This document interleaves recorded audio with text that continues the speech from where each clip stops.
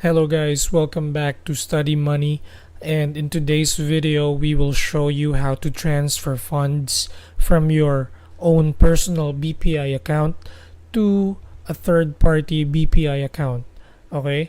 So kung nagbabala ka na magpadala ng pera or to send money to relatives that also have a BPI account, or kung magbabayad ka sa mga online sellers gamit yung BPI mo and they also have a BPI account, then stay tuned and watch this video.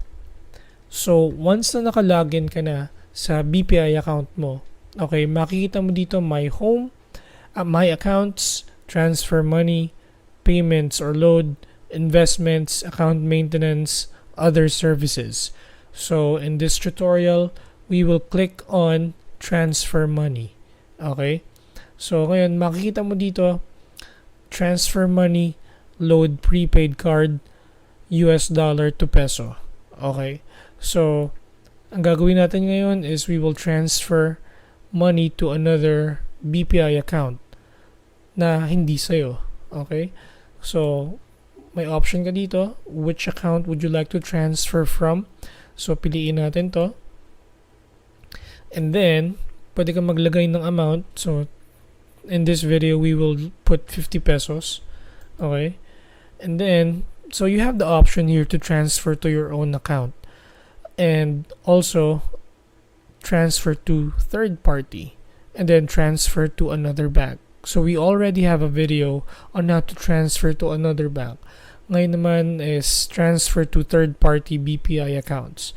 So pagka-click mo nyan, okay, it's going to ask you to type in the account number, alright, na pagpapadalhan mo or pagsisenda mo ng pera.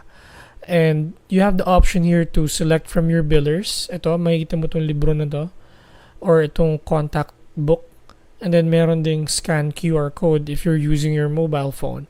What we've found lately is that kapag gumagamit ng QR code, there's a 5 peso charge. So I think that kung gusto mong maiwasan yung 5 peso charge, it's just best to put in the account number.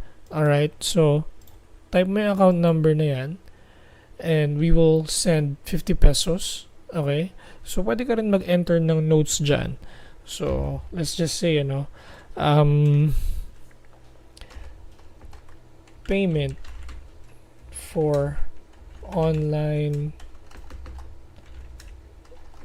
seller. Okay, so pwede yan, payment for online seller, but in this case this is just a test. Okay, so once na happy ka na sa amount and dun sa notes, then you'll scroll down and then you'll hit next. Okay, so pagka click mo na next, so we're unable to provide access at this time for your banking needs. You may visit blah blah blah blah blah. Okay, so currently hindi siya gumagana ngayon, but if you do this using the mobile app, for sure gagana yan. Okay, so try nyo siya sa mobile app. Download the BPI mobile app. And guys, I hope that you found this video at least informative. Although hindi gumana to using the desktop app, there's always a way to do this using the mobile app. So download nyo yung BPI mobile app, log in, and follow the procedure that I just showed you today. And so guys, if you have any questions, comments, suggestions, write it down in the comment section below. And if you've liked this video, or if you like this video, hit the thumbs up button down below and continue to show your support by subscribing